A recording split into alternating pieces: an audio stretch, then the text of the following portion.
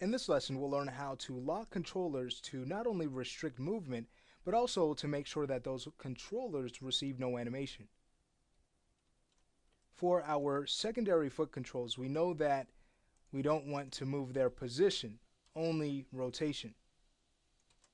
For our bank controllers, we know that we just need to control them in the y-axis.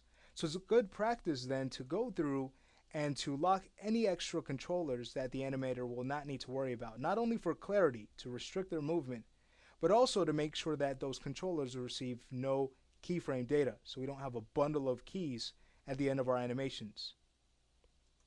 So with that said, let's say we go ahead and learn this process. I'll start with this toe control on the left side. With it selected, we simply right click and head over to our curve editor. Now we head over to our curve editor hierarchy so we can find our toe controllers that we like to go ahead and lock. So again, we want full control over the rotation, but no positional movement at all. So it's just a matter of selecting them all and going to the quad menu for this. Just right click and choose lock. And there you have it. So now notice as we try to move this, we cannot. Also notice this, if we were to turn on auto key, again it will receive no keys. Great. What I also like to do is actually lock the scale on this. Okay, so we can just right click and choose lock. So let's go ahead and do the same process for not only our secondary controls and the bank controls, but also our foot control. With the foot, if we were to select that really quick, it's just a matter of going to the scale and right clicking and choosing lock. That's it. We want to definitely rotate and move the position of this. If we were only able to rotate this, we'd be there all day and our animations wouldn't look good. All right, but let's say we go ahead and move over to the ball control now. Again, we want to lock its position. So we'll select our position tracks. We can go to our scale track, control click that, right click, and choose lock.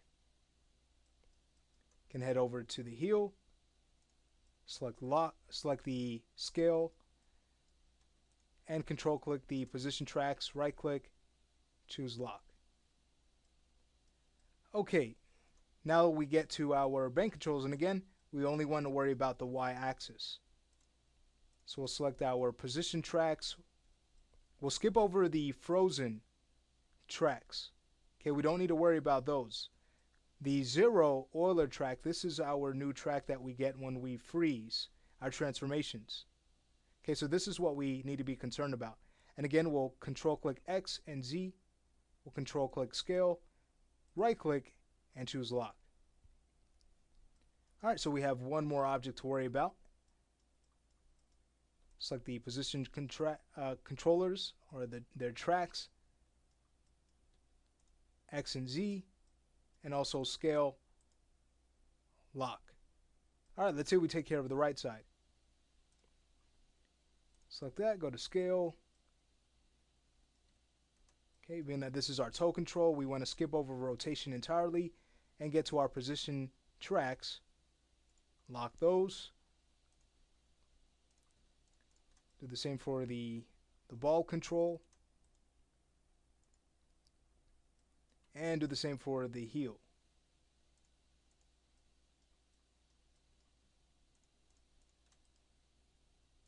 With that done, we can go ahead and move over to our foot control, just selecting its scale, taking care of that.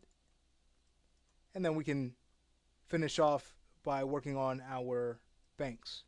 So that's going to be scale, that's rotate Z and X, and all of our position controllers, lock. All right, got one more here to do, scale, Z and X,